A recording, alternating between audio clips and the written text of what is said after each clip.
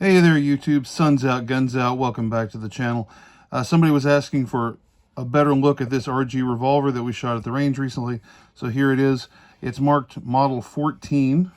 And I know that RG made different models over the years, but I don't know really very much about them. To swing out the cylinder, we have to unscrew this rod, the cylinder pin, and then that frees up the cylinder to fall out. Holds 6 rounds. If you want to knock out your empties, use this rod or something like it to sort of pencil them out, as it were. And then once you've got it loaded, pin goes back in. So it's a little bit like the North American Arms miniature revolvers, except getting this pin in and out is actually quite a bit more difficult and tedious on the RG than on the NAA revolvers. So this is actually a little bit harder to load and unload even than those clumsy little things. You can see there's a little bit of play here, but this one, when it came to me, was in awfully good shape. When the hammer's forward and we're pressing the trigger, that thing is locked up very solidly. That's like a bank vault. And of course that's at the moment of firing. So even though there's a little play before firing, there isn't really any at all at the moment of firing. So that's great. That part's terrific.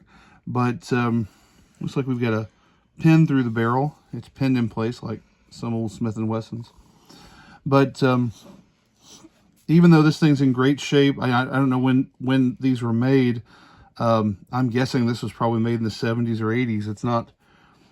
It's not new, but it's in a remarkably good shape. It's very, very clean and mechanically in great shape, or at least mechanically it still seems to be like new. We could argue about whether it was in great shape when it was new, though. Very sort of rudimentary sights. There's not much in the way of sights here. I found it hard to sight this pistol. I just found it hard to shoot well. Triggers, single action trigger's okay. Double action trigger's pretty bad.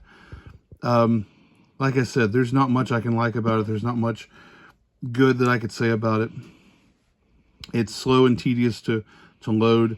If this is all you could afford, and if you got it very cheaply, maybe this would make some kind of sense for a defensive revolver. I didn't even find it fun to shoot. I mean, just, it's not a target gun. It's not really a fun plinking gun. It's small.